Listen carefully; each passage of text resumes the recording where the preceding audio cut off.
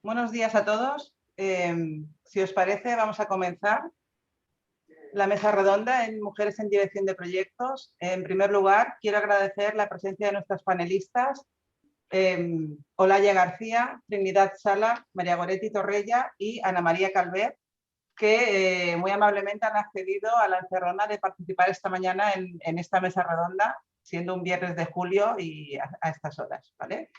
Bien, a continuación voy a presentarlas brevemente y luego ya le daré paso a cada una de ellas para que nos cuenten ellas con mucha más facilidad su trayectoria y nos comenten algún proyecto que quieran destacar, ¿de acuerdo? Me he hecho el orden yo, entonces no es el orden que está en el flyer, me vais a disculpar.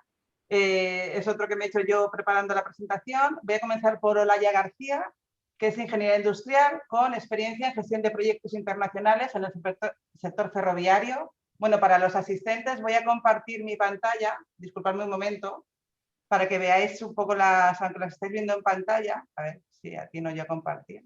Vale. No, este no. Esta no, esta. ¿Estáis viendo la pantalla? Sí, ¿Me podéis confirmar, por favor? ¿Estáis viendo el flyer de las ponentes? Correcto. Sí. Vale, bien.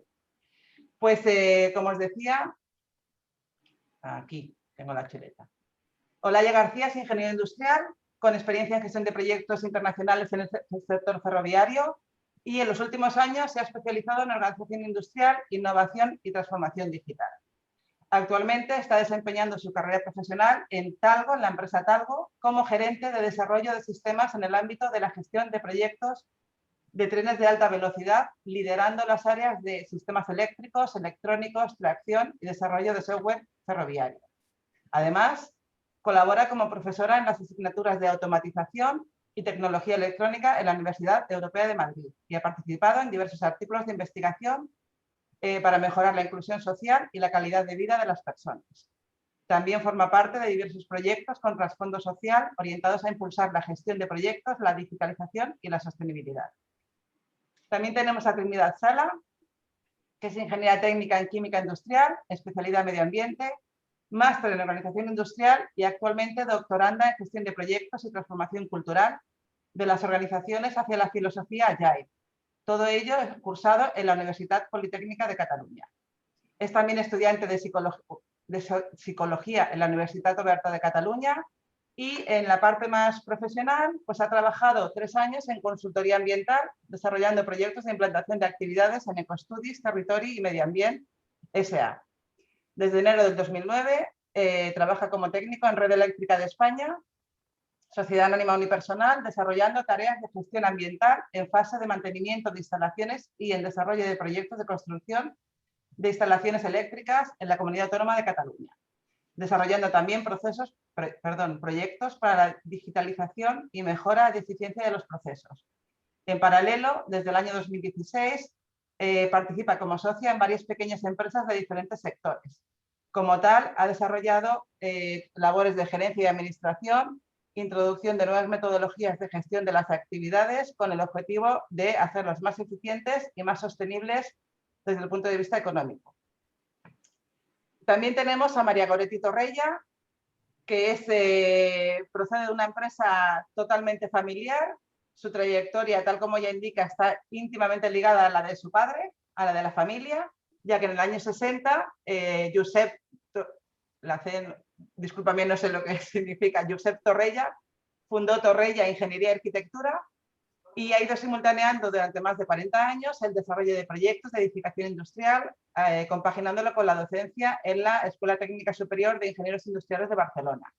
Desde el año 77 hasta el 2003 fue catedrático de Construcción y Arquitectura y pues eso le impulsó a ella a estudiar Ingeniería Industrial, iniciando sus primeros pasos profesionales en la empresa familiar.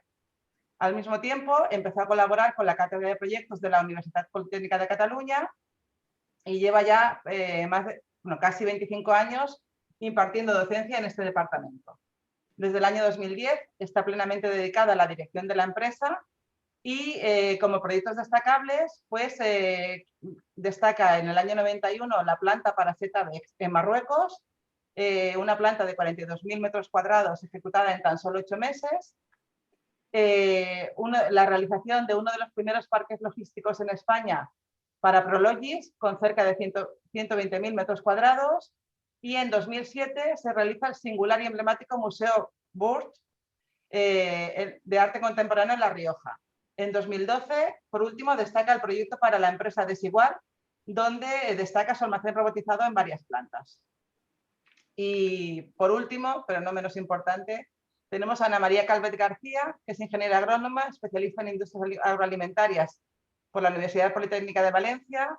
Asimismo es máster en viticultura, enología y marketing de vino de Torrás y Asociados, y también ha cursado el programa de dirección de empresas agroalimentarias para altos ejecutivos impartido por el Instituto Internacional de San Telmo. Comienza su trayectoria en el ámbito de la enología en la cooperativa NECO, en el área de exportación, y pasa posteriormente al grupo Sevirán. Desde el año 2007 es gerente en la empresa, en la cooperativa Baronía de Turís, donde lleva a cabo la puesta en marcha de nuevos proyectos destinados básicamente al lanzamiento de nuevos productos, de nuevos vinos, además de la consolidación de los mercados y la calidad de los productos ya existentes en la cooperativa. Bien, hecha esta pequeña introducción, voy a dar paso ya, voy a dejar de compartir, voy a dar paso ya a las ponentes. Como os comenté, disponéis de en torno a 10-15 minutos para contar un poco vuestra trayectoria y comentar un poquito más en detalle algunos de los proyectos que os apetezca más, ¿vale? Y pues voy a seguir un poco el orden que he seguido en la presentación, comenzando por Olaya García. Adelante, Olaya, muchas gracias. Muchas gracias. Voy a presentar yo también unas breves slides. Cuando veáis la pantalla, por favor, avisarme. Sí, ya se ve.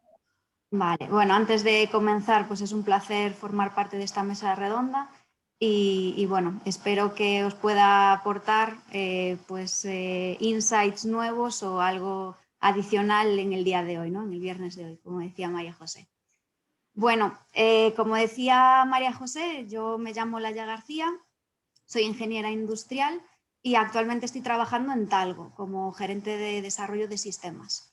Sí que es cierto que, bueno, he participado o he estado en diferentes empresas antes de entrar en Talgo, pero todas han estado orientadas o a la automatización industrial o al sector ferroviario, ¿no? Siempre mi carrera profesional ha estado ligada a la ingeniería y en torno a la mayor parte de estos años en el sector ferroviario.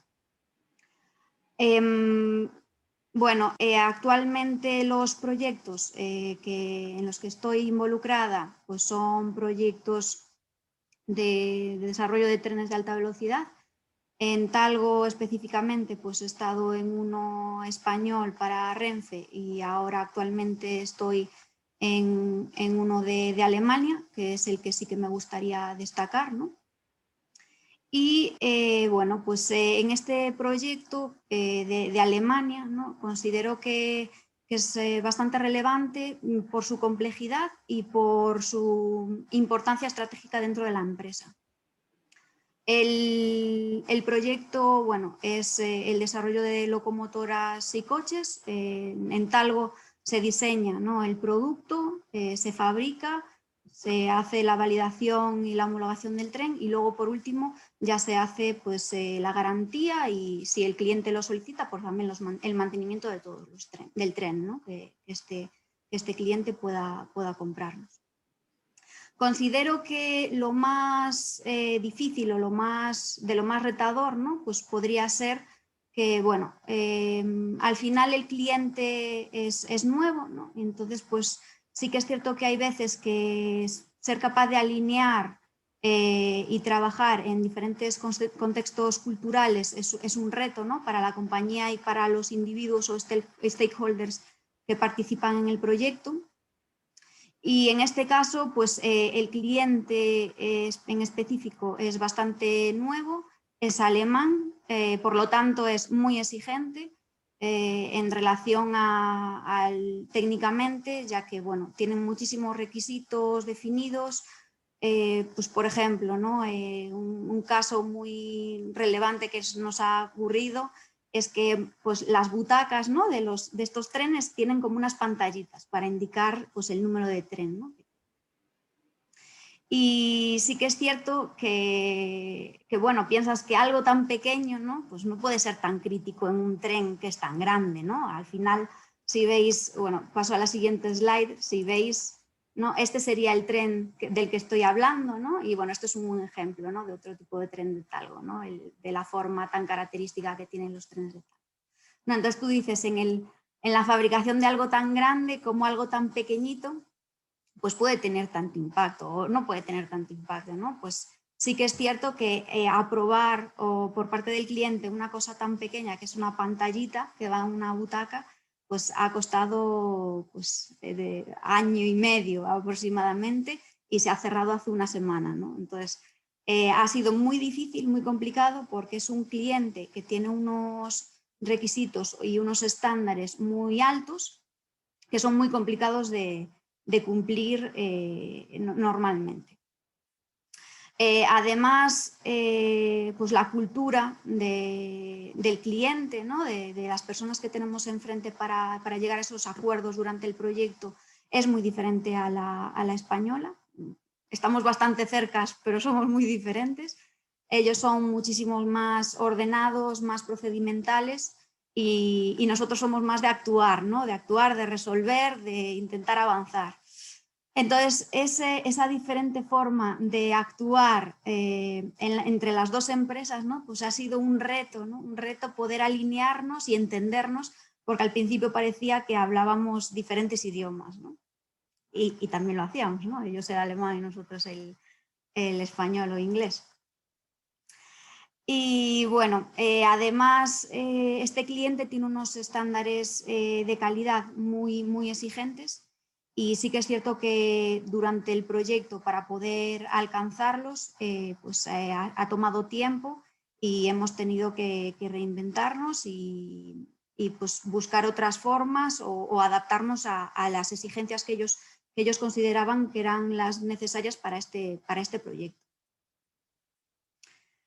Adicionalmente, otro reto que hemos podido observar durante la consecución de este proyecto es la gestión del cronograma. Era un proyecto que a nivel de plazos era muy estricto, muy exigente, no había muchos buffers y el hecho de que fuese un producto nuevo, un nuevo desarrollo, un diseño que no estaba 100% maduro, porque como ya os digo es un producto, una evolución de producto nueva, pues ha sido un reto a nivel de cronograma el hecho de que al haber tanto riesgo técnico, esto puede impactar muchísimo en los plazos del proyecto, ¿no? Entonces, bueno, se han estado intentando gestionar, controlar periódicamente para intentar mitigar esas desviaciones que sí que al final pues, hemos tenido y se están intentando mitigar lo mejor posible dentro del proyecto.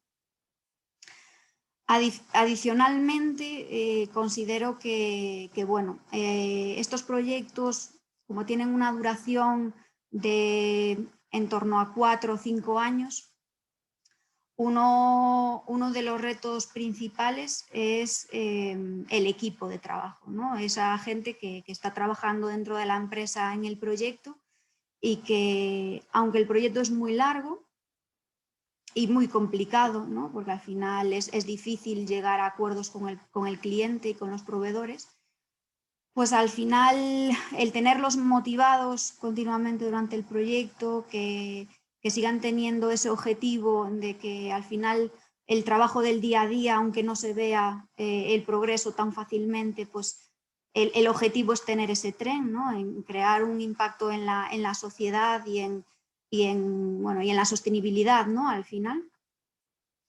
Pues esa motivación, mantener durante 5 años a un equipo motivado es complicado, ¿no? Yo creo que es clave valorar su trabajo en el día a día y reconocer sus logros, ¿no? Al final el logro del equipo es el logro de la empresa y del proyecto. Creo que también que es importante, ¿no? Que en las dificultades, que en este proyecto ha habido muchas debido a las características del mismo, pues apoyarles en esas dificultades que van teniendo en el día a día a la hora de realizar su trabajo es primordial. Saber delegar en ellos y mostrar la confianza plena que hay en su trabajo y en su profesionalidad también es muy importante. Y luego al final, pues que vean que tienen una continuidad en la empresa, que hay planes de carreras, que son muy valiosos para el proyecto y para la consecución de los objetivos, pues es fundamental. Al ser un equipo tan grande, el tema de pues, tener una buena comunicación con ellos, estar pendientes y asegurarnos de que están informados, de que conocen los objetivos del proyecto, conocen los plazos, que se sienten acompañados, es muy importante. Y al final, pues bueno, este proyecto es un compendio, ¿no? de un reto nuevo para la empresa, para la compañía. De hecho, considero que es un proyecto que va a ser el futuro o las bases del futuro producto que va a tener la empresa. Por lo tanto, a nivel estratégico es primordial que salga como se espera o como se ha planificado. Es una puerta, ¿no? para el mercado alemán y esa parte de Europa. Y considero que, bueno, que sí que hay muchos riesgos, pero también con el trabajo diario y con el equipo creo que es muy probable y es prácticamente seguro que los alcancemos todos o al menos los manejemos lo mejor posible para conseguir pues, ese objetivo que tenemos de tener un producto líder en la industria y pionero también dentro de la empresa. Y bueno, principalmente estos serán los puntos mayoritarios que quería compartir con vosotros hoy. Si en algún momento tenéis algún tipo de consulta, de duda, pues creo que va a haber un periodo de dudas al final de la exposición de mis compañeras, así que sin problema la responderemos. Muchísimas gracias. Muchísimas gracias, Olaya. Sí, como ha dicho Olaya, si los participantes, si alguno queréis realizar alguna pregunta, para ser un poquito prácticos, lo que os pido es que la vayáis escribiendo en el chat y al final de las exposiciones iremos lanzando a las panelistas las preguntas que vayan surgiendo. Si es alguna pregunta para alguna de ellas en concreto, pues en el chat ponéis pues para Olaya o para Goretti o para Ana María o para Trinidad y entonces así luego se las vamos trasladando cuando acaben las presentaciones, ¿de acuerdo? Pues lo dicho, muchas gracias, Olaya. Y pasamos, si puedes dejar de compartir eso. Si pasamos a la siguiente, que sería en este caso Trinidad Sala, pues adelante, Trini, cuando estés preparada nos puedes contar. Perfecto. ¿Se me escucha bien? Sí. Yo no voy a compartir nada, os voy a explicar un poquito. En primer lugar, muy buenos días a todas, muy buenos días a todos. Muchas gracias por la presentación de antes, María José, y ante todo agradecer que me hayáis invitado a esta mesa redonda, primero por la relevancia también de este congreso, en el que tuve la oportunidad de participar como congresista el año pasado y este año estar de nuevo aquí. Y en segundo lugar, porque considero que cualquier momento en el que se pueda dar voz a la experiencia de la mujer STEM es siempre bienvenido, ¿no? Es cierto que en los últimos años, o en los últimos pocos años, porque tampoco nos podemos ir muy allá, se están desarrollando acciones para equilibrar la brecha de género en las profesiones STEM, pero todavía estamos lejos de conseguir ese equilibrio de género y de disponer de una cultura paritaria en el sector, ¿no? Bien, por entrar un poco en materia y explicar un poco con más detalle mi progresión profesional, pero desde el punto de vista de mi experiencia como mujer STEM. Bueno, inicié la carrera profesional como muchos otros, como becaria en una mediana empresa de mecanizado de piezas metálicas en el sector de automoción. Después, y ya habiendo terminado ingeniería técnica, me desarrollé en una consultoría ambiental en el área de proyectos y actividades. Durante esta etapa, a mis 20 y pocos, aprendí muchísimo, mucho. Aprendí a gestionar un proyecto de inicio a fin, aprendí a tratar con personas de diferentes categorías profesionales, pero sobre todo aprendí a navegar en el mundo profesional, ¿no? Como ingeniera y como mujer. Yo siempre me defino como que soy una esponja. Creo firmemente en el aprendizaje continuo y malo será el día en que me acueste sin haber aprendido nada. Cada día hay que aprender algo nuevo, aunque sea lo que no se ha hecho bien, no se ha dicho bien, no se ha gestionado bien, o al contrario, lo que se ha hecho bien, lo que se ha dicho bien o lo que se ha gestionado bien, ¿no? Analizarse a uno mismo es aprender y buscar esa mejora continua, ¿no? De esta primera etapa de mi carrera profesional, quería centrarme en anécdotas o experiencias o dificultades como mujer, por llamarlo de alguna manera. Hoy puedo considerar que se quedaron en anécdotas que me curtieron y me dieron la experiencia de lo que soy hoy. Y como ejemplo y como curiosidad puedo explicar una que nunca olvidaré. Por mi trabajo de aquel entonces interactuaba con personas de cualquier tipo de empresa, con más o menos cargo dentro de la empresa, con empresas grandes, pequeñas, de cualquier dimensión, de cualquier sector. Yo me encargaba de realizar el proyecto completo o de liderar el proyecto completo, a pesar de que a veces necesitaba apoyo de otros departamentos para, bueno, pues para legalizaciones o digitalizaciones de planos, levantamiento de planos, etc. Pero si, por ejemplo, era un proyecto pequeño y tenía que hacer un levantamiento de planos sencillo, en aquel entonces, pues lo hacía yo misma, ¿no? Así que un día había concertado una visita con el gerente de una pequeña empresa del sector cárnico para que me explicara unos detalles que me faltaban para incluir en el proyecto.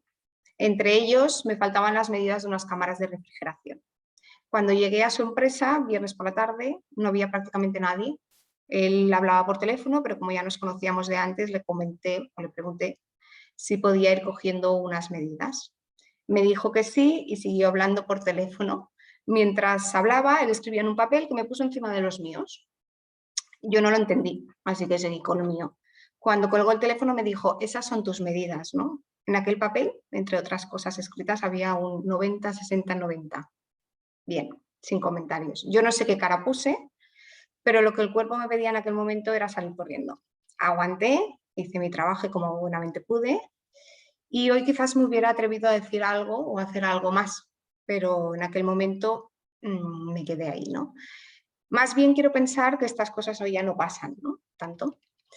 En otra empresa de mayor relevancia, era un directivo con el que me reunía de esa empresa, me dijo literalmente que había contratado a un ingeniero y no a mí. Me costó lo mío convencerle que yo era ingeniera y que estaba preparada y capacitada para hacer ese trabajo, ¿no? Al final todo salió bien y me dio las gracias por el buen trabajo realizado, pero el primer trago lo tuve que pasar. Bien, en esta empresa estuve 3 años. Después cambié por completo y empecé a trabajar en Red Eléctrica como técnico de medio ambiente. Todo lo contrario, ¿no? Era una empresa relevante, pero 12 años atrás, y sintiéndolo mucho, era una empresa en sector de hombres. A mis 25 años sentí que tuve que demostrar más que mis compañeros. Sentí que tenía que demostrar, me costó más demostrar que estaba capacitada para desarrollar mi trabajo, teniendo en cuenta que nadie nace aprendido y que las personas, hombres y mujeres, necesitan un periodo de aprendizaje y adaptación. Actualmente tengo que decir que me siento muy reconocida por mis compañeros y mis superiores y no siento ningún tipo de discriminación por el hecho de ser mujer. Es cierto que en Red Eléctrica se lucha para minimizar la brecha de género y se trabaja en impulsar acciones para conseguir estos objetivos. Es uno de sus objetivos. Bien, desde el fallecimiento de mi padre en 2016, que a pesar de que se veía venir no lo esperábamos y no estábamos preparados, de un día para otro, y además de mi trabajo, con el que siempre he estado muy comprometida, tuve que hacer frente en paralelo a mi trabajo y junto con mis 2 hermanas a los negocios de mi padre. Pequeñas empresas, pero otra vez en sector de hombres. Recuerdo la primera reunión que mantuve con el delegado regional de la zona del Mediterráneo de una conocida petrolera. Teníamos que renegociar contratos. La primera reunión casi que me trataron de niña. Las siguientes ya vieron que quizás no hay que subestimar a nadie, ¿no? Tengo que decir que un contrato de varios años en los que se encontraban muy cómodos, todos nos encontrábamos muy cómodos, lo perdieron, no hubo acuerdo. La gestión de la negociación fue dura, pero aún hoy mantengo relación con él y llegaron a reconocer que se equivocaron en cómo lo enfocaron desde el inicio. Quizás pensaban que podrían conseguir más de nosotras, ¿no? Arrancar en otro sector de hombres, completamente desconocido para nosotras, fue duro, pero bueno, con tesón y mucha perseverancia conseguimos otra vez hacernos hueco, ¿no? No obstante, soy una persona inquieta, poco conformista y con muchas motivaciones, sobre todo por la superación personal. Soy fielmente defensora de la automotivación. Por ese motivo, y por si no tuviera suficiente con mi trabajo principal, con las empresas de mi padre, que las gestionamos con mis hermanas, todavía me queda tiempo y ganas de iniciar, hace ya un par de años, lo que creo que puede ser mi proyecto o el proyecto de mi vida. Decidí iniciar un doctorado focalizado en la gestión de proyectos y en la transformación cultural de las organizaciones hacia la filosofía Agile, porque considero que los empleados son el eje principal de cualquier empresa. Son quienes aseguran el éxito o el fracaso de una compañía, ¿no? Son el core de la gestión de un proyecto. Se puede disponer de un buen presupuesto, pero si las personas que lo gestionan no son las adecuadas o no lo gestionan correctamente, nunca será un buen presupuesto. Podemos disponer de las mejores herramientas, pero si no las utilizan las personas adecuadas, puede no servir de nada. Gran parte del éxito de un proyecto se debe al éxito de la gestión del equipo. Es mi proyecto personal, sin presupuesto, con mi propia planificación que voy adaptando a medida que yo misma voy considerando que lo tengo que hacer. Es el primer proyecto en el que trabajo con plena libertad, sin que nadie me pueda juzgar y que lo desarrollo sin límites. Yo misma, junto con la directora de tesis, hemos definido nuestra perspectiva del proyecto, nuestra propia estrategia. Obviamente el proyecto va de la gestión de las personas, de cómo puede mejorar la gestión de las personas un proyecto. Es una de las competencias básicas en el área de dirección de proyectos y estamos definiendo nuestra propia metodología, cómo lo vamos a poner en práctica, los recursos, la planificación, el control, cómo medir los avances, etc. No puedo compartir resultados con vosotros porque estamos en ello, pero sí puedo compartir que a pesar que requiere un sobreesfuerzo obvio que obliga a organizar muchísimo mi día a día, para que este proyecto sea compatible pues, con mi familia, con mi trabajo en red eléctrica, con las empresas que tengo que gestionar. A pesar de todo ello, es el proyecto que afronto con más ilusión. Creo que los ingenieros aprendimos fácilmente que 2 más 2 es igual a 4, a desarrollar fórmulas matemáticas larguísimas, a aplicar metodologías tradicionales o ágiles para desarrollar un proyecto y dirigirlo, pero no hay ninguna asignatura en las carreras STEM, al menos cuando las estudié yo, en donde nos enseñen a aplicar la psicología humana. A la hora de gestionar un proyecto tenemos que ir un poco más allá, tenemos que incluir otros factores subjetivos, motivacionales, capacidades de las personas, habilidades, gestión de actitudes. Tenemos que incluir la parte humana y de eso las mujeres sabemos mucho. Y de eso va este proyecto, ¿no? Con el que me siento fuertemente identificada y motivada. Pretendemos encontrar un modelo que garantice ese óptimo de satisfacción del empleado, que lo motiva. Las mujeres estamos preparadas por naturaleza a gestionarnos, a gestionar nuestras familias y a poner siempre además la mejor de nuestras sonrisas, ¿no? Las mujeres tenemos la habilidad de gestionar de forma natural y con gratitud. No intentemos imitar la gestión de proyectos tradicional. El mundo convulso en el que estamos viviendo en estos momentos requiere cambios y requiere a más mujeres liderando esos cambios, porque no hay nada que no podamos hacer, solo tenemos que querer hacerlo, ¿no?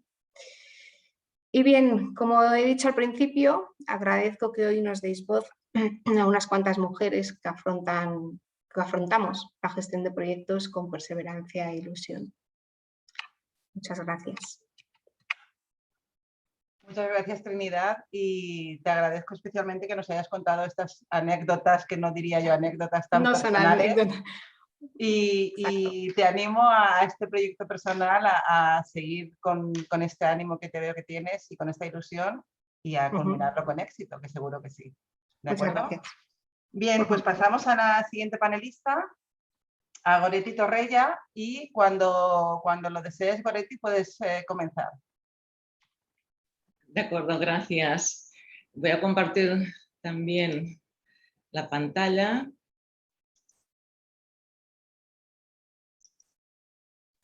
En primer lugar, pues agradecer. A ver si consigo. No me coge el... Pero con él no me está cogiendo. Sí, la estamos viendo, Goretti. Sí, Lo que sí, pasa es que no la vemos en modo presentación, pero eso ya es... en vista. Sí, Bueno, vista pantalla completa. Vale, pues está perdonado. vale, ahora sí. Sí. En primer lugar, pues agradeceros la invitación a participar en esta mesa redonda, que para mí tiene un significado especial en cuanto conocí personalmente a Margarita González, de la que tengo un entrañable recuerdo, y también por haber participado en distintas ocasiones en los congresos que se organizan en NAITO. ¿Vale? Como bien has comentado, María José, mi trayectoria está íntimamente ligada a la trayectoria profesional de la familia, ¿no? Trabajo en Torrella Ingeniería. Nuestro ámbito de actuación son proyectos de ingeniería y arquitectura industrial. Vemos en pantalla algunos de los proyectos en los que hemos participado, como hemos trabajado para Bunge, para Germans Guada, Rubí Industrial, Nippon Denso, Labur, LASE, Desigual, Fede Pharma y un largo etcétera. Son 60 años, evidentemente, de trayectoria y eso pues son muchos proyectos, ¿no? Pero bien, en este caso quisiera destacar 3 puntos fundamentales en todo proyecto. Aparte de lo que muy bien comentaba Trinidad, de la importancia del equipo, de tener un equipo competente, un equipo multidisciplinar, hay 3 aspectos particularmente para nosotros de gran relevancia. Por un lado, la independencia, es decir, tener una ética profesional de independencia que nos permita buscar y proponer las soluciones que consideramos más adecuadas a la finalidad del proyecto. Es decir, poder proponer esas soluciones al cliente sin estar atados a otros intereses, que no sean los intereses del mismo. Es decir, estar atados a empresas constructoras, a determinados materiales o a entidades financieras, ¿no? La independencia es fundamental para poder desarrollar un proyecto de forma libre, ¿no? Otro punto que destacaría es la escucha activa. La escucha activa tiene un papel fundamental. En la etapa inicial de todo proyecto es indispensable que haya una adecuada interacción entre los representantes del cliente, que estén cualificados tanto a nivel técnico industrial como a nivel de toma de decisiones, con el equipo técnico propio que va a desarrollar ese proyecto. Hay que saber escuchar, detectar y preguntar. Sin esa escucha activa, difícilmente se va a lograr una distribución en planta, un layout que sea funcional y que sea lo que el cliente precisa y necesita. Y por último, destacaría, como más importante, es la innovación. La innovación que nace de un sano inconformismo y que de alguna forma Trinidad también comentaba, ¿no? La búsqueda de mejores soluciones y un inconformismo que lo entendemos como el inconformismo que nos permite salirnos de los esquemas, que algunos llaman el pensamiento lateral, ¿no? Ese inconformismo que te permite o te obliga a buscar nuevas soluciones, a no repetir proyectos, a no decir, pues bueno, pues la estructura normalmente en un edificio de este tipo la hacemos prefabricada, pues la vamos a hacer así. No. ¿Qué más podemos hacer? ¿Qué necesidades hay? Aplicar toda la experiencia que se lleva encima y todos los conocimientos del equipo que trabaja en ese proyecto para buscar mejores soluciones en cada uno de esos proyectos. De hecho, en el año 2003, mi padre obtuvo un reconocimiento a nivel del Consejo General de Colegios de Ingenieros Industriales como innovador en la construcción. Si me permitís, voy a pasar a mostraros algunos ejemplos de proyectos en que esas innovaciones han tenido una repercusión más visible, ¿no? Tenemos, por un lado, el proyecto que hicimos para Setat en Marruecos. Aquí vemos la población de Setat. Aquí, pues, la ubicación de la nueva planta de 42.000 metros cuadrados. Eso se logró en 8 meses.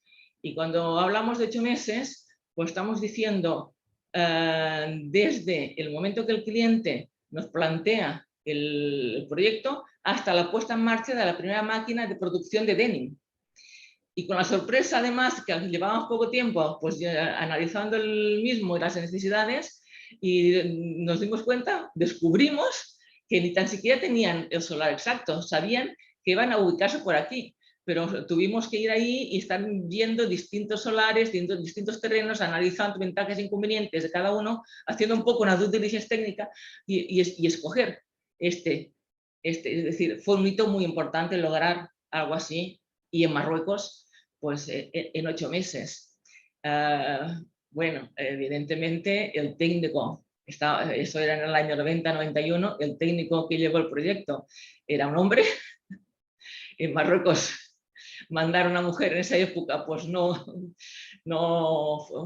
hubiera sido quizá la mejor idea, pero sí estamos orgullosos de pensar de saber que el equipo técnico que nos dio soporte desde Casablanca era un equipo de arquitectura dirigido por una mujer arquitecta que venía de Bélgica. Como curiosidad, mostraron que todos esos puntitos que vemos aquí, pequeñitos, son tiendas donde vivían los trabajadores, es decir, las condiciones laborales eran horribles. Es decir, había más de 1000 personas esperando si les daban trabajo para pues, trabajar en el desarrollo de esta planta, en la construcción. Aquí vemos un detalle de las oficinas, que se diseñaron un poco recordando el aire marroquí. Bien, otro edificio que también fue un hito en innovación es este edificio de varias plantas de almacén de vehículos ubicado en el puerto de Barcelona. Es un punto de exportación, importación de coches. En ese momento nos encontrábamos con una normativa de acciones en la edificación que establecía para parkings una sobrecarga de uso de 400 kilos el metro cuadrado. Fruto de ese no conformarse, surgió el plantearnos realizar un estudio en colaboración con Nissan y otros fabricantes de vehículos, y teniendo en cuenta la casuística especial de este parking, de este edificio, pues se decidió al final adoptar una sobrecarga de uso de 200 kilos metro cuadrado, es decir, la mitad, lo que suponía un gran ahorro económico en costes de construcción. Se hicieron a posteriori pruebas, el edificio, la estructura se comportaba perfectamente, tanto a flechas como con vibraciones, y a destacar que posteriormente el Código Técnico de la Edificación recogió esa sobrecarga para los parkings. Aquí vemos algunos detalles de cuando se estaba construyendo. Todo fue con prefabricado de hormigón, incluso las importantes rampas de acceso al mismo. Tenemos la planta de Kinesia, la planta de Kinesia pues que recibió el premio Buena Plata que otorga el Museo de la Ciencia y la Técnica de Cataluña conjuntamente con el Colegio de Ingenieros Industriales, a los edificios que suponen un hito por su diseño, funcionalidad y respeto al medio ambiente. Y al mismo tiempo, pues, lo digo con especial ilusión dentro de este congreso, se recibió una mención del premio Rafael Escolà por el diseño funcional, ¿no? ¿Qué innovaciones se aplicaron que fueron motivo de esos premios?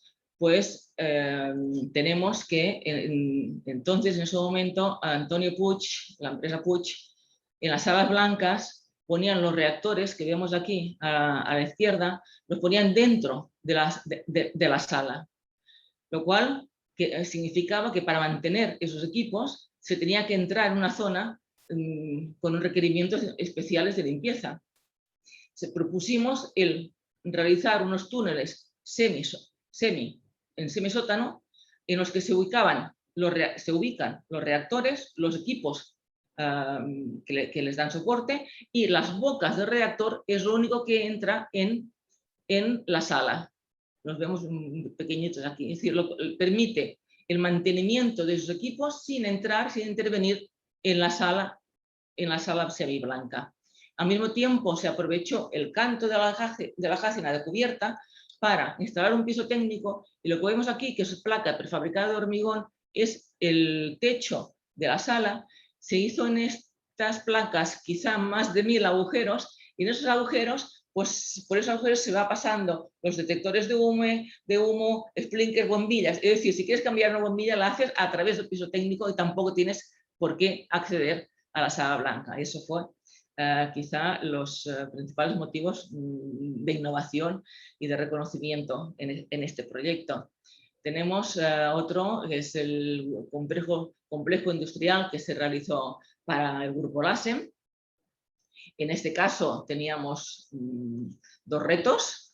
Por un lado, en un mismo complejo ubicar distintas actividades. Estamos hablando de que en este complejo hay una planta de panificación y bollería en la que se incluye un almacén de congelación a menos 20 grados, una planta de fabricación de chocolate para repostería, otra planta de productos químicos de aditivos alimentarios, el edificio corporativo y de oficinas del grupo, una planta de cogeneración, una estación depuradora, entre otros, ¿no?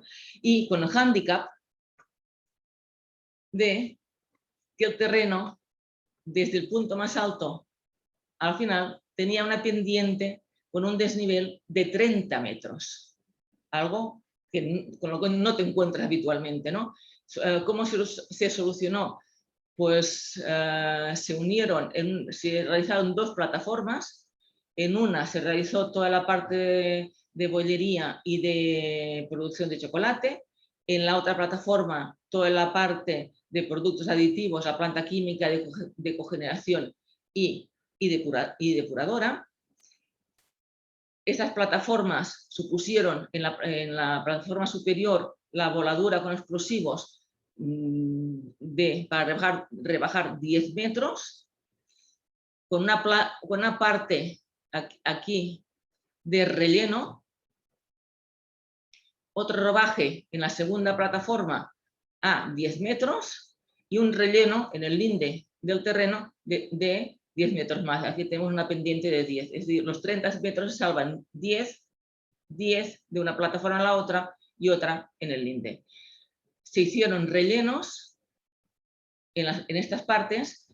Este relleno se realizó mediante control de un especialista geólogo para controlar la compactación del mismo, de forma que luego pues, se pudo realizar cimentaciones superficiales, que también supuso un ahorro importante para el cliente. Vemos en esta otra imagen pues el mismo edificio, el mismo complejo visto desde la parte de oficinas, se observa mejor esas dos plataformas. Y luego otro aspecto importante evidentemente era analizar adecuadamente el punto de acceso al complejo, de forma que los camiones no tuviesen grandes pendientes, no superasen de un 10%, pues si no es inviable. Pasando a la siguiente imagen, vemos la planta, el parque logístico para Prologis en Sant Boi, en Barcelona, con una superficie de 115.000 metros cuadrados. Se compone de 5 edificios y la novedad, en este caso, es que fue de los primeros parques logísticos que se construyeron en España. Actualmente todos vemos cómo se van construyendo permanentemente, van alrededor de las urbes, grandes parques logísticos con muchas naves de distribución para abastecer a las ciudades, ¿no? Y también, pues, por supuesto, lo más conocido es Amazon, ¿no? Que se va plantando por todas partes. Este fue uno de los primeros parques logísticos en realizarse en España, estamos hablando de hace 20-25 años, y también tiene la peculiaridad de que fue, si no el primero, yo creo casi el primer edificio en España en el que se realizó un estudio de simulación de incendios, lo que llamamos un estudio prestacional o estudio de simulación de humos. Esos estudios de simulación de un incendio permiten definir el nivel real de las condiciones de este incendio en ese edificio y así poder diseñar los medios y sistemas más adecuados a ese riesgo. Por ejemplo, ¿en qué se traduce? Pues se traduce, ¿verdad?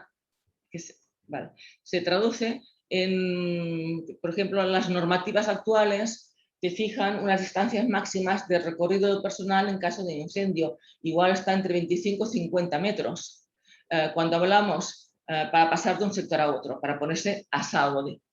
Cuando hablamos de edificios de una cierta envergadura, pues el que una persona, que tengas que poner sectores o salvar esas distancias, una de las soluciones más aplicadas es a través de túneles de evacuación, es decir, la persona tiene a esa distancia, con máximo 25 o 50 metros, un túnel para pasar por debajo del edificio y cambiar de sector. Esos túneles son muy costosos y esos estudios de simulación de humos lo que hacen es calcular el tiempo de recorrido de esas personas hasta llegar a un sector en el que estén a salvo, en el que no tengan riesgo para su salud y para su persona, ¿no?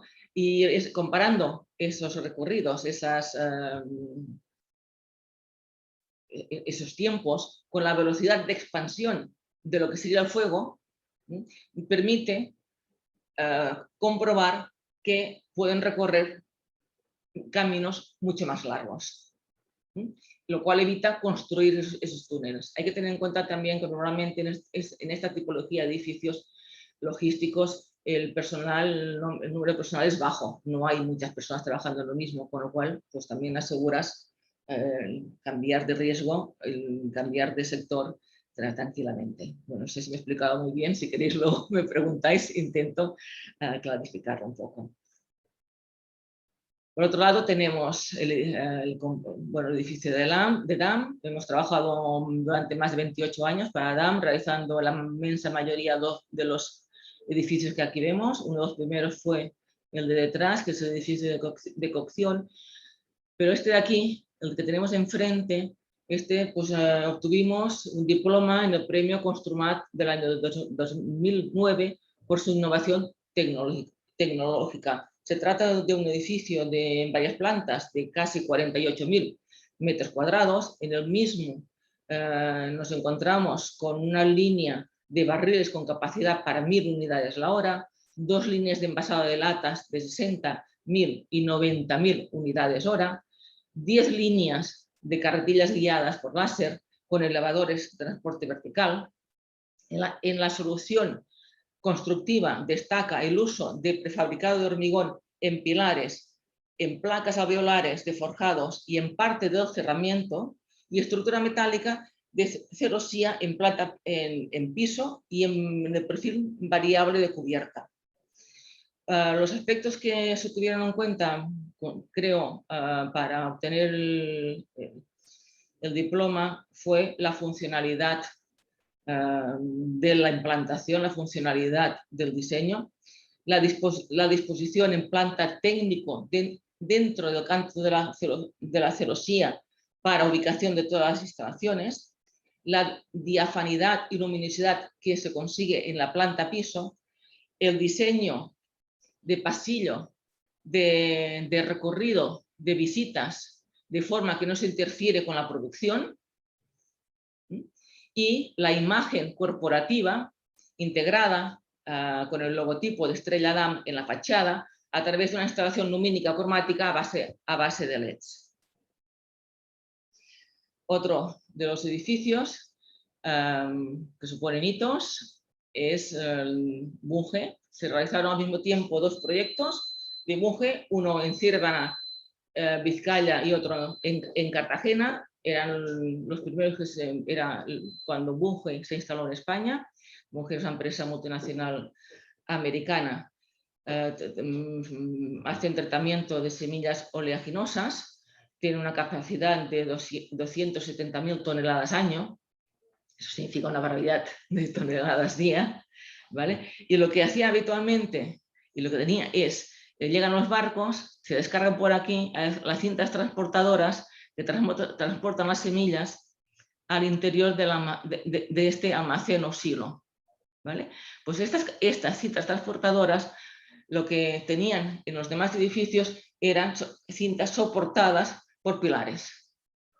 Y les propusimos eliminar esos pilares y sujetar las cintas mediante una estructura colgada de la celosía de cubierta, obteniendo así una planta diáfana. Evidentemente, la solución les encantó, a nadie se le había pasado por la cabeza y están aplicando estas soluciones en todos los edificios nuevos que van haciendo en distintas partes del mundo, ¿no? Y por último, y espero no haberme alargado demasiado, pues destacar el edificio que se realizó para Desigual.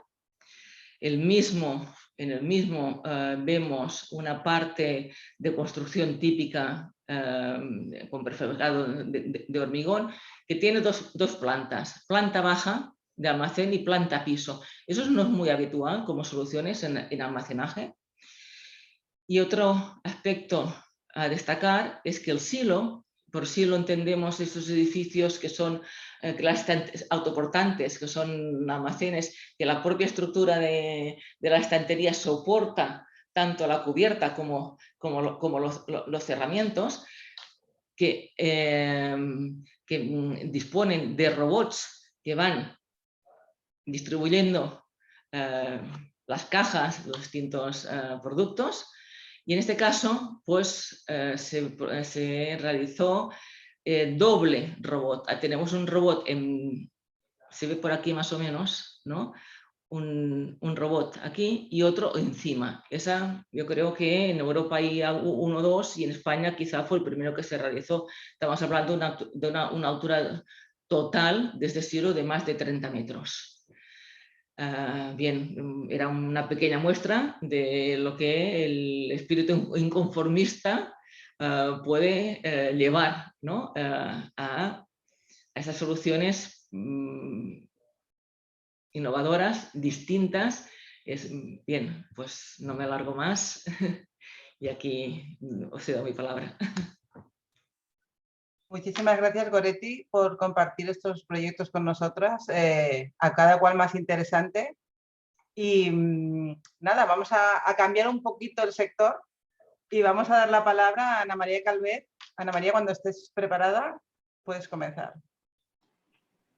Hola, buenos días. Primero que nada, dar las gracias a la Asociación Española de Dirección e Ingeniería de Proyectos por haber hecho esta mesa redonda que me parece muy interesante, por dar voz a las mujeres, y muchísimas gracias a las ponentes porque la verdad es que de cada una de vosotras he ido sacando ideas que me han gustado mucho.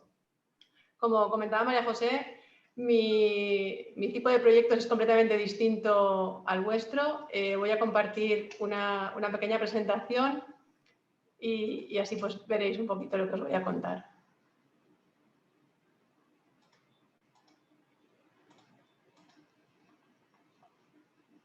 ¿Lo veis?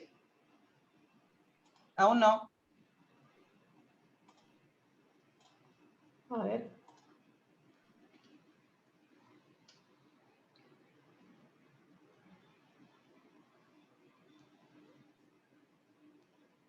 Vaya, parece que se ha quedado colgado.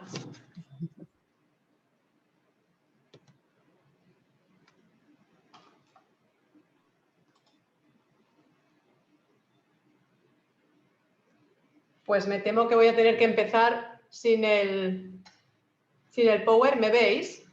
Sí, a ti te vemos, Ana. Vale, es que no tengo absolutamente nada. Se me ha ido todo. Un momentito. Tranquila. Es que como ya he tenido antes problemas con la conexión y como lo tengo todo en remoto, no me accede a nada.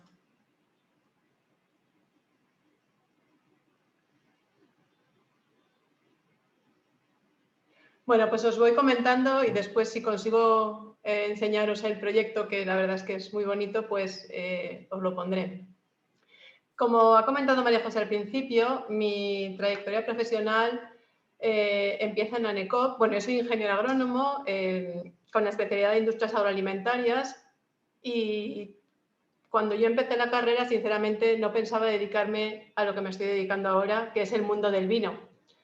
Que bueno, para mí es un mundo que descubrí durante la carrera, pero que cada día voy descubriendo y como ha comentado Trinidad, aprender todos los días es una cosa que te aporta muchísimo y que es muy necesario, ¿no? Y yo creo que todos los días en el mundo del vino aprendemos, porque simplemente catando vinos distintos pues ya vamos aprendiendo. Entonces, cuando acabé la carrera, me puse a trabajar en ANECOP. En ese momento ANECOP tenía una sección de vinos, pero no estaba tan desarrollada como actualmente, y me contrataron para el departamento de exportación, para ir abriendo el mercado del vino embotellado. Ahí empecé a pelearme con un mundo de hombres, porque el mundo de la enología, pues hace veintitantos años, era mayoritariamente de hombres. Yo me acuerdo que salía al extranjero y de aquí de la zona de Valencia, pues seríamos como mucho 2 mujeres las que nos dedicábamos al mundo comercial, ¿no? En esta etapa empezamos a descubrir que el mundo del vino o la comercialización del vino no se podía centrar en lo que elaborábamos en las bodegas, sino que teníamos que buscar qué era lo que quería el cliente, teníamos que escuchar el mercado, una de los ponentes lo ha dicho, es fundamental la escucha, y entonces a partir de ahí trabajar al revés, ¿no? Entonces los proyectos que yo desarrollé en ANECOP, que era una empresa muy abierta, en la que habían 5 bodegas con denominación de origen Valencia y una Utiel Requena, eran proyectos mucho de desarrollo de producto, pero claro, no era un producto, digamos, industrial, es un producto de alimentación. Es un producto que es muy vivo, es un producto que hoy lo haces, pero dentro de unos años siempre tienes que ir adaptándolo. Entonces ahí trabajamos muchísimo lo que eran proyectos de packaging, de hacer etiquetas nuevas, botellas nuevas. En esa época, estoy hablando del 97 a 2003, pues sobre el año 2000 lanzamos la lata de sangría. Creo que nos adelantamos mucho porque no resultó, no funcionó. Yo creo que el público aún no estaba acostumbrado o no estaba preparado para que nos bebiéramos vino o sangría en una lata. También ahí fuimos de los primeros pioneros en España en trabajar los bag-in-box, que no sé si los conocéis, son unas cajas que dentro llevan unas bolsas metálicas unas bolsas que están recubiertas de un film metálico, que lo que permite es que el vino se conserve pues 100% en un recipiente estanco. Conseguimos con el desarrollo de ese producto ser los número 1 en ventas en Suecia. Ahí, bueno, ya digo que en ANECOP fue para mí un aprendizaje brutal, sobre todo fue la lucha de una mujer joven en un mundo de hombres. No tuve encontronazos así tan fuertes como ha contado Trinidad, aunque bueno, algún comentario ha habido. Pero bueno, yo no le daba importancia, nunca se lo he dado. Cuando una cosa no me ha interesado, he dado la vuelta y he continuado. Hoy en día ya no sucede esto. También es verdad que he de decir, como os he comentado, en esa época yo trabajaba en exportación y como España siempre vamos, por desgracia, por detrás, en exportación ya había mucha gente o muchas directivas, mujeres, claro, directivas, en puestos, ya no directiva media, sino alto. Entonces, cuando ibas a negociar, negociabas con mujeres, a ti ya te veían por igual. Y si negociabas con hombres, muchos tenían jefas. Entonces, no había ese trato a lo mejor distinto como había en España. Después de ANECOP, cambié a una empresa familiar completamente distinta. En este caso, no se tenía tan claro que había que escuchar al cliente. Aquí había que vender lo que se producía. Entonces, los proyectos de desarrollo de producto, los proyectos de abrirse nuevos mercados, eran completamente distintos, porque tenías muy poquito movimiento, ¿no? O sea, estaba todo bastante centrado. Aquí ya era una época, ya estamos hablando de 2003, donde ya era bastante común ver a mujeres en temas de proyectos de comercialización, de lanzamientos de nuevos productos, y ahí la vida fue, digamos, muchísimo más fácil y normal en España.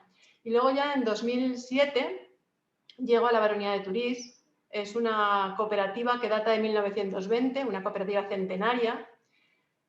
Yo tuve un poquito de miedo al principio porque decía, vaya tela, una cooperativa, la mayoría obviamente hombres, esto será difícil de aterrizar, pero he de decir que no.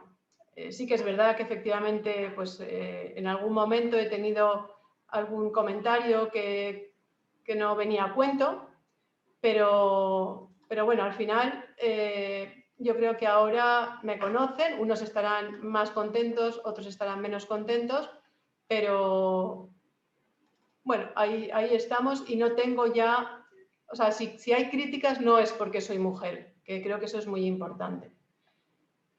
A ver, un segundito que creo que ya voy a poderos conectar. Entonces, bueno, en este proyecto que tengo entre manos, que es el llevar la Baronía de Tourists como directora general, aquí sí que trato proyectos de muy distinto calado, toco todo, porque toco desde construcción, como os he comentado, es una bodega de 1920, por lo tanto, hay zonas de la bodega que hemos tenido que ir rehabilitando, que hemos tenido que ir adaptando.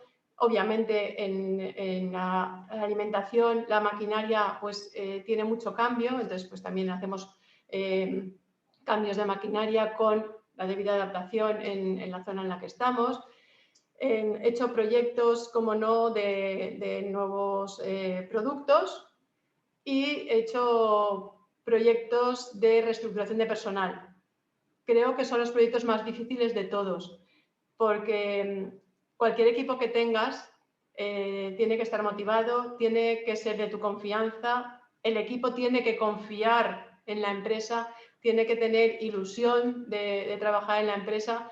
Y cuando haces una reestructuración es duro porque hay veces que incluso gente que sabes que lo daría todo por la empresa, la tienes que quitar, ¿no? Y ese ha sido uno de los proyectos, bueno, he tenido que hacer 2 proyectos de estos y ha sido de los más difíciles, ¿vale? Pero bueno, yo os voy a contar un proyecto precioso que, jolines, no voy a poder enseñaros, que es un Ana, proyecto... si no lo puedes compartir, Ana, perdona que te interrumpa, envíamelo si puedes por correo y lo comparto yo, por lo menos para que lo puedan ver. A ver, si esperad un segundo, porque es que el problema que tengo es que tengo como que no me deja meterme en nada. Espera a ver un segundito, a ver. A ver si sin abrirlo te lo puedo lanzar.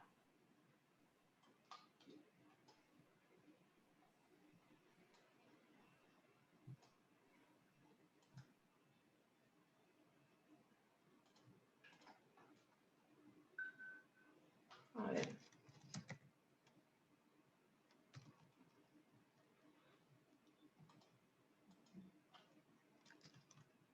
Nada, que tengo el ordenador completamente atontado.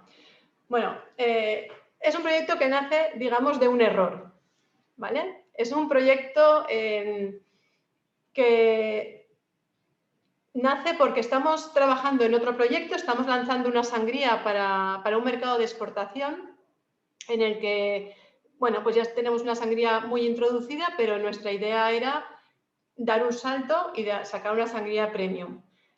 Y viene aquí el equipo de comunicación con el que trabajamos. Yo siempre trabajo en equipo, ¿vale? O sea, quiero decir, para mí es fundamental la opinión de mis trabajadores, sobre todo la opinión de los trabajadores que van a colaborar 100% en el proyecto, o sea, que van a tener que venderlo, que van a tener que elaborarlo.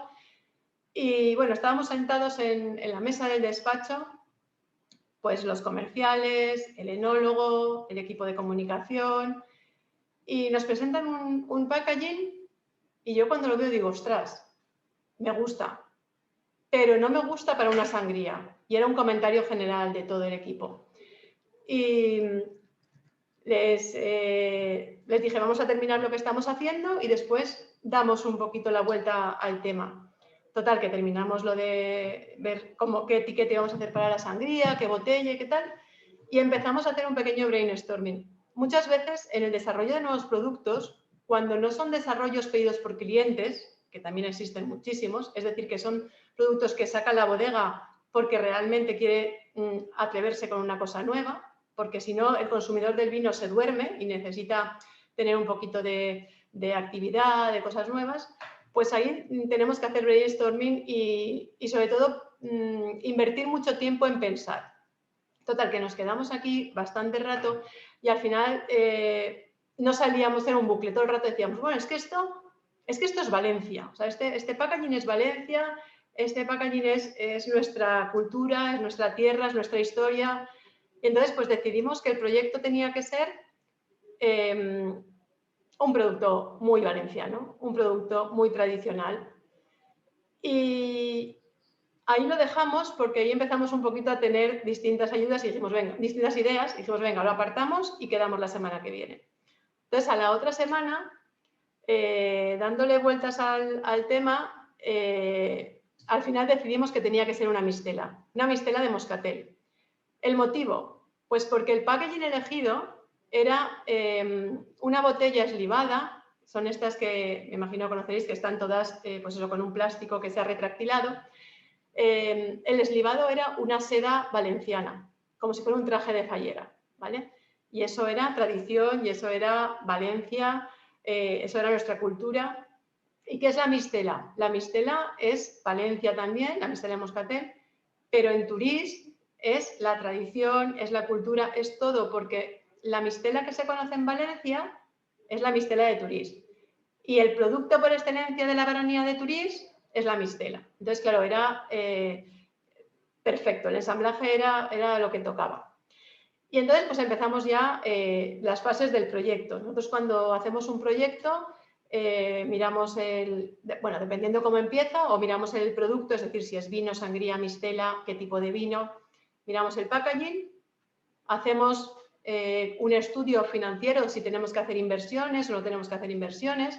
En este caso nos planteamos ponernos aquí la línea de deslibado o no ponérnosla. Al final, pues decidimos que para empezar era mejor hacerlo con un tercero. Y después hicimos un estudio de costes, vimos por cuánto nos podía salir cada botellita y cogimos un estudio de mercado. Todo esto, como digo, lo trabajo por separado, pero luego todo se pone en común con los distintos equipos que toca, ¿no? Y con el estudio de mercado vimos que lo que queríamos hacer era, o necesitábamos hacer, era una mistela premium tradicional, no podíamos arriesgarnos haciendo un tipo de mistela muy distinta porque el traje de fallera es una cosa muy tradicional. Y pues eso, una mistela premium, tradicional, con un precio pues correcto, adecuado al producto que queríamos. Una vez con todo esto, pues nos faltaba toda la parte del marketing, porque cuando lanzamos un producto, pues obviamente tiene que ir detrás un soporte de marketing. La competencia que hay en el mundo del vino es tremenda. Mistelas hay un montón y claro, teníamos que diferenciarnos. Entonces pensamos que necesitamos la colaboración de alguien. Y pues lo mismo, dándole vueltas, a ver, tradición, Valencia, se nos ocurrió Álvaro Moliner. No sé si se conoce a Álvaro Moliner entre el público que está escuchando la ponencia, pero Álvaro Moliner es un indumentarista valenciano de mucho nombre. La empresa creo que tiene también 80 años. Y bueno, cuando se lo propusimos a Álvaro, que es una persona muy entusiasta, muy fallero, rápidamente nos dijo que sí. Y además él también puso sus puntos, ¿no? Y dijo, yo quiero que sea una mistela premium. Y dijimos, sí, ya está definido en el proyecto. Y dice, no, pero es que la tela, que bueno, no es tela porque es plástico, pero bueno, la reproducción de la tela que vamos a hacer tiene que ser una tela top. Y le dijimos, Álvaro, es que estamos contigo justamente para que tú decidas qué tela poner. Entonces, bueno, él se decantó por el Espolí. Cogió un Espolí Luis XV de Vives y Marí. Vives y Marí también es una empresa valenciana que se dedica a hacer las telas de seda, de fallera. Y bueno, es que de verdad que es una lástima. María José, ¿no podrías mirar en internet, poner Valencian Sun y a ver si te sale la foto, por favor? Por lo menos yo te busco el Espolín ahora mismo. Vale. Y bueno, pues teníamos ya la persona que nos, o sea, digamos, nuestro ayudante o nuestra persona fuerte en el proyecto, que era el que nos iba a ayudar a abrirnos al mundo de las fallas, y teníamos el proyecto definido. Entonces nos faltaba poner la fecha en la que queríamos presentar el producto. Como todo proyecto tenemos que tener una fecha, luego pasa lo que pasa, ¿no? Entonces La fecha prevista de lanzamiento de esta mistela premium era para finales del 2018. Obviamente, no se cumplieron los costes, no se cumplió la fecha, no se cumplieron muchísimas cosas, pero esto es lo que suele pasar con los proyectos, que tenemos que ir avanzando, retrocediendo, y el proyecto vio la luz al final en febrero de 2019. Tampoco se retrasó mucho, pero bueno, estaba todo muy calculado porque si hubiese sido en diciembre de 2018, pues si hubiésemos llegado a muchas fallas que hubiesen hecho las presentaciones. A la hora de la presentación también teníamos claro que teníamos que llegar a dos sectores, ¿no? A dos segmentos. Un segmento que era el público del vino y otro que era el público de las fallas. Entonces hicimos dos presentaciones. Lo que era para el sector vinícola lo hicimos en el Consejo Regulador de Vinos Denominación de Origen Valencia. Ahí pues se invitó a la prensa especializada de vinos y se presentó también a clientes nuestros, clientes potenciales. Obviamente vino algún representante de fallas. De hecho, vino una chica vestida de fallera con el espolín Luis XV que llevaba la botella. Y luego hicimos una presentación para el mundo fallero que lo hicimos en la tienda de Álvaro Moliner, que es una tienda preciosa de telas valencianas. Y allí pues se convocó a la prensa de la parte de las fallas y se convocó al mundo fallero y obviamente pues también vino algún representante del sector de vinos. El resultado, no sé si lo estáis viendo. María José, ¿has conseguido ponerlo? Sí. Vale, es que yo ni siquiera os veo ya, o sea, no sé. Vale, mira, ahora sí que, María José, pero busca la blanca, por favor, porque es que Vale. eso es a continuación. Esta. La blanca, la primera. Sí, esta creo que es. Esta, ¿no? Vale. Esta es el primer proyecto que lanzamos, es que es el Espolín Luis XV. Y bueno, la verdad es que fue un éxito. Nosotros nos habíamos propuesto una venta en botellas y se nos acabaron.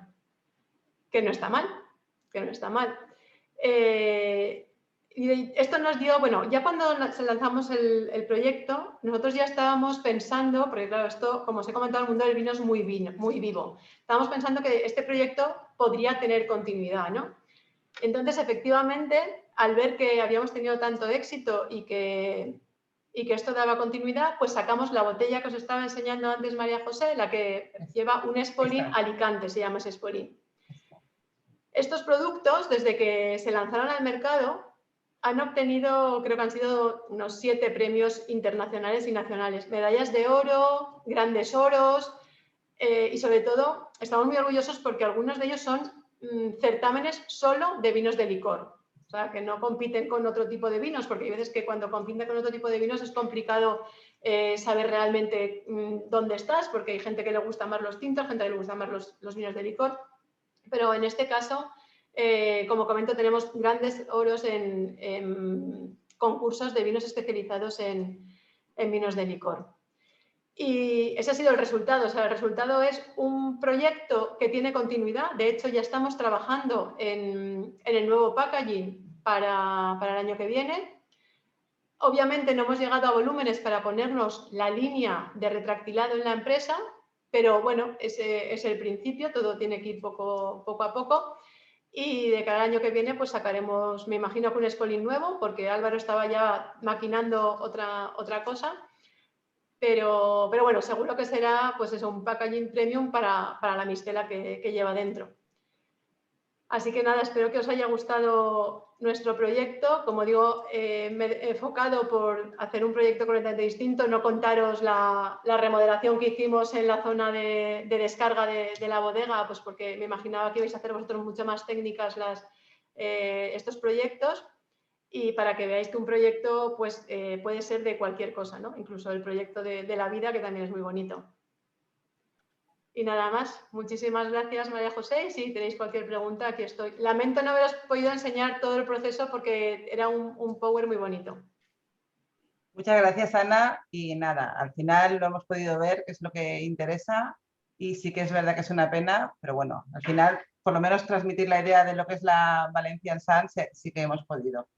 Bien, nos quedan unos 10-12 minutos, entonces, como veo que nos animan a hacer preguntas en el chat, pues os voy a lanzar yo una que casi es un poco obligada esta pregunta en la época que estamos viviendo, y es pues cómo habéis vivido la pandemia a nivel profesional en vuestro sector.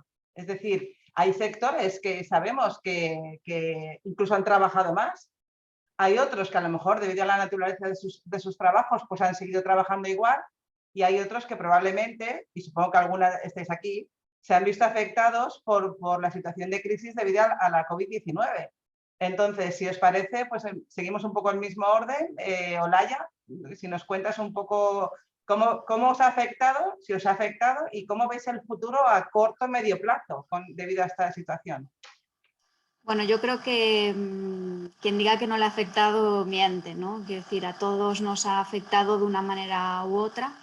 A nivel del sector ferroviario, que es en el que estoy yo, yo creo que sí que ha afectado a los trabajadores, porque bueno, la forma de comunicarnos ya es diferente, las empresas se han tenido que digitalizar muchísimo más y bueno, las medidas de protección dentro de la empresa pues también han cambiado muchísimo, ¿no? Mascarillas obligatorias, distancia de seguridad. Hace unos meses nadie de oficina, por ejemplo, en Talgo iba a la empresa. Ahora estamos yendo el 50% del tiempo y nos iremos, o sea, la empresa se irá adaptando en función de cómo vaya progresando la pandemia, la vacunación y la situación, ¿no?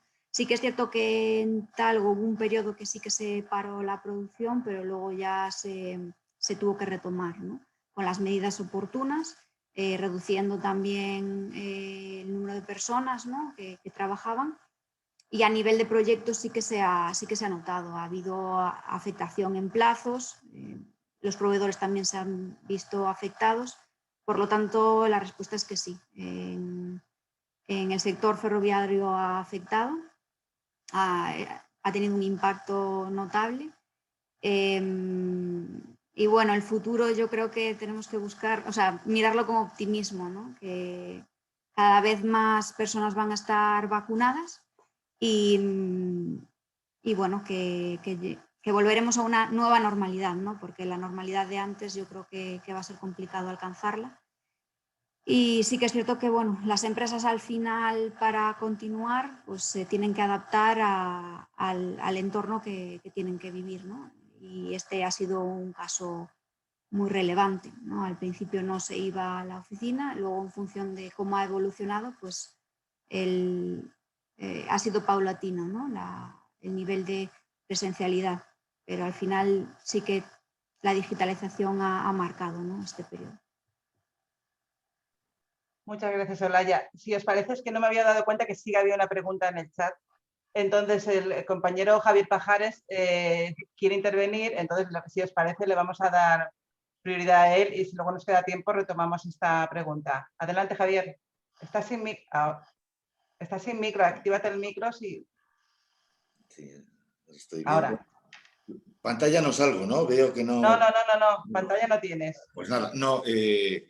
Simplemente, primero, pues agradeceros la presentación de las cuatro. Me ha encantado muchísimo.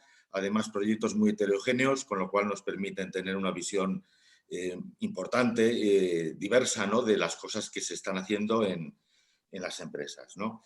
Yo tenía un comentario, una reflexión quizás y incluso una propuesta para hacer algo, ¿no? Y sobre todo es a raíz de los comentarios de alguno de los comentarios de Trinidad, aunque la reflexión la podemos hacer entre todos, ¿no?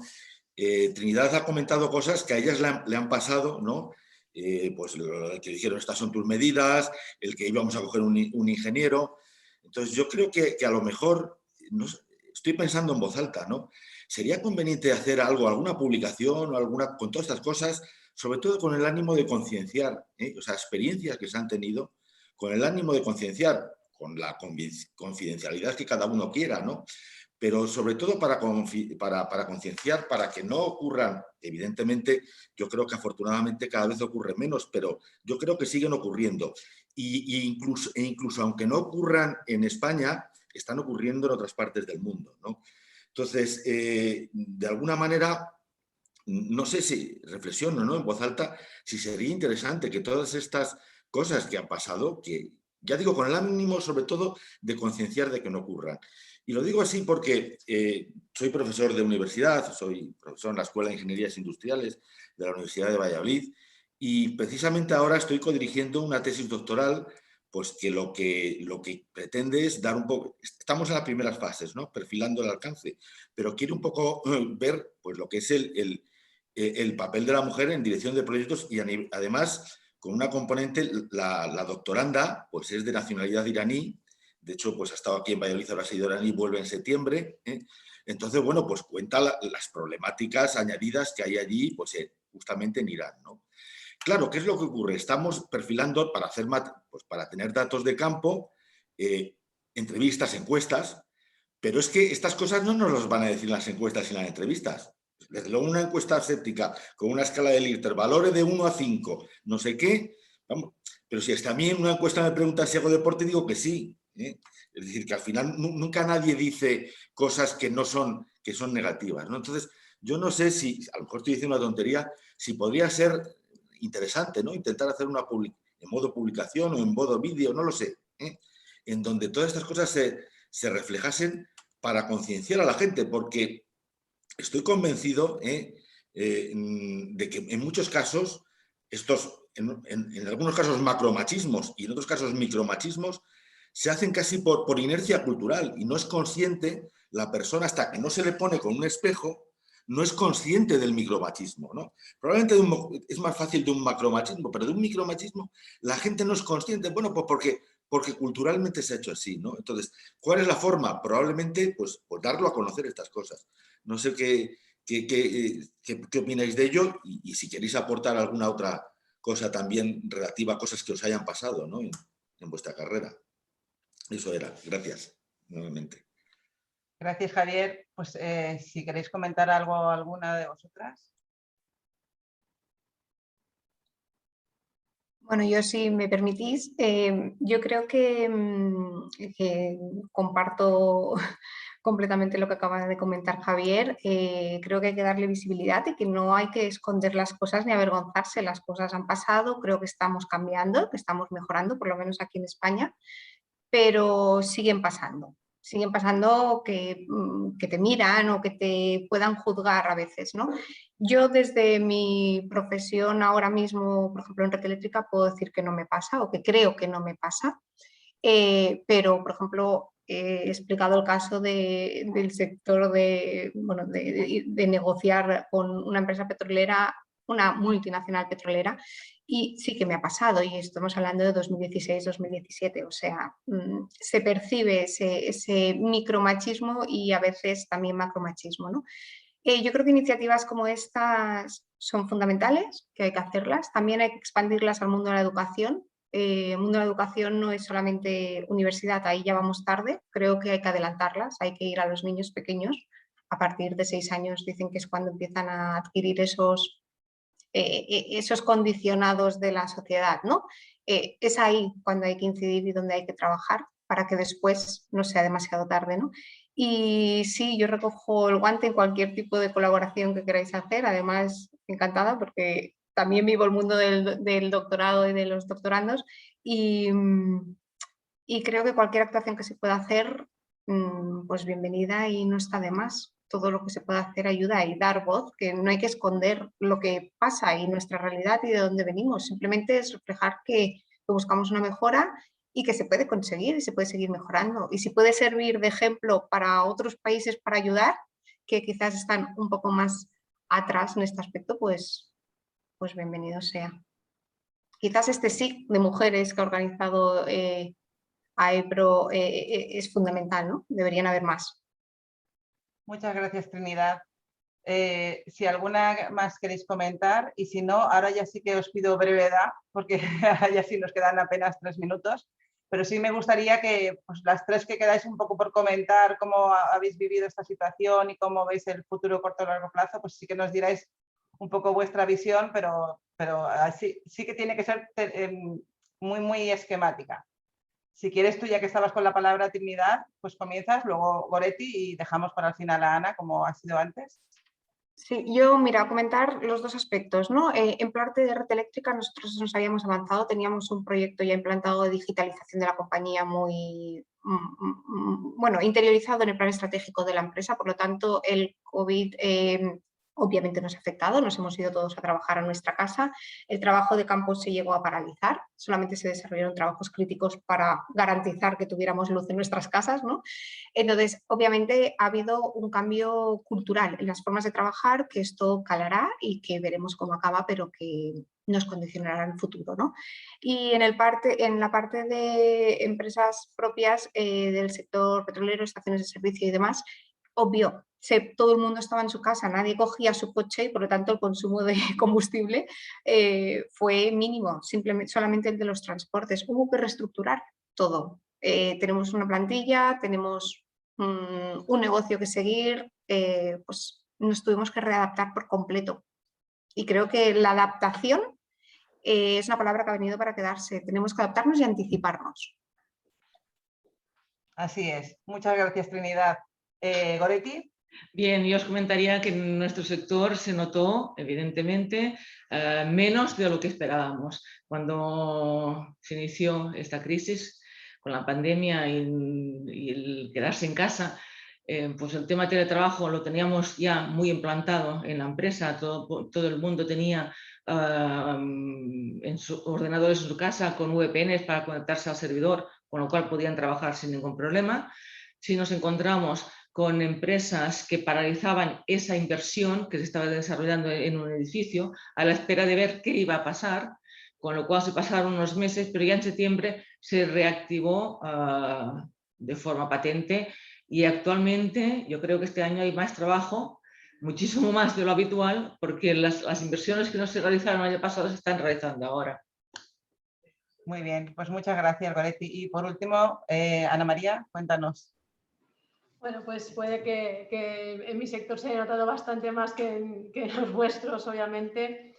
Nosotros el tema de digitalización lo teníamos bastante avanzado también, porque obviamente viajamos por el mundo, entonces nos vamos con el ordenador y tenemos que tener acceso a toda la información.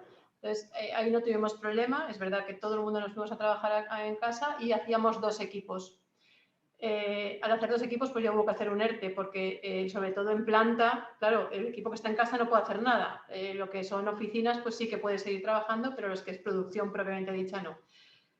Nos ha afectado mucho al cerrar los bares, obviamente.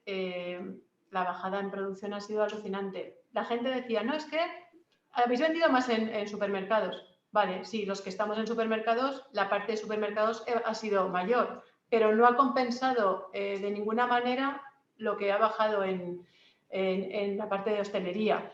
Porque al final, hablamos del mercado español, pero da igual, ¿eh? O sea, a nosotros nos ha pasado en todo el mundo. Obviamente, en todo el mundo se han cerrado los bares. La gente le gusta tomarse la copa de vino con los amigos en un bar o en un restaurante. Y además, esas ventas que hacemos en hostelería son de mayor valor añadido que las que hacemos en los supermercados. Entonces, al sector nuestro y a nuestra bodega nos ha afectado mucho. ¿Cómo vemos el futuro? Pues después de las noticias de estos últimos días, otra vez lo estamos viendo más gris que blanco, la verdad. Pero bueno, tenemos que seguir luchando, tenemos que seguir adaptándonos y bueno, a nosotros nos ha servido para remodelar toda la página de venta online y cambiar un poquito la estrategia de comunicación para posicionar las ventas online. Y me imagino que como nosotros, pues la mayoría de las bodegas y pues de las cerveceras. Muchas gracias, Ana María. Bueno, pues estamos ya en el tiempo de finalizar. Entonces, lo primero, quiero volver a agradecer vuestra presencia aquí.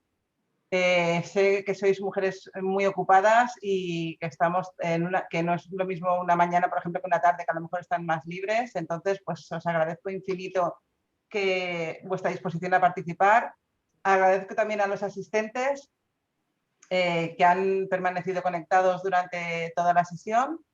Y nada, y no descarto volveros a enganchar en un futuro para cualquier otra cosa similar a esta o cualquier otra colaboración y Encantados. nada, por pedir que no quede.